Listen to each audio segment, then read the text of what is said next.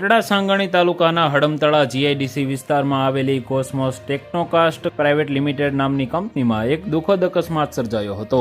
જૂની દિવાલ પાડતી વખતે અચાનક દિવાલનો ભાગ માથે પડતા એક શ્રમિકનું ઘટના સ્થળે જ મોત નીપજ્યું હતું, જ્યારે અન્ય એક શ્રમિકનો આ બાદ બચાવ થયો હતો।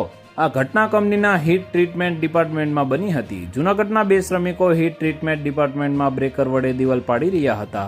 દિવાલ પાડતી વખતે અચાનક એક મોટો ભાગ ધારાશયી થયો હતો, જે 50 વર્ષીય મનસુખભાઈ માવજીભાઈ જાદવના માથા પર પડતા તેમનું ઘટના સ્થળે જ મોત થયું હતું, જ્યારે તેમની સાથે કામ કરી રહેલા 20 વર્ષીય પ્રતાપ બાબુભાઈ સોમાણીનો આ બાદ બચાવ થયો હતો। ઘટનાની જાણ થતાં જ કોટડા સાંગાણી પોલીસની ટીમ તાત્કાલિક સ્થળ પર પહોંચી હતી। પોલીસે મૃતદેહને પીએમ અર્થે શિવમ સાર્વજનિક ટ્રસ્ટની એમ્બ્યુલન્સ મારફતે ગોંડલ સિવિલ હોસ્પિટલ ખાતે ખસેડ્યો હતો। આ સમગ્ર મામલે પોલીસે ગુનો નોંધી વધુ તપાસ હાથ ધરી હતી।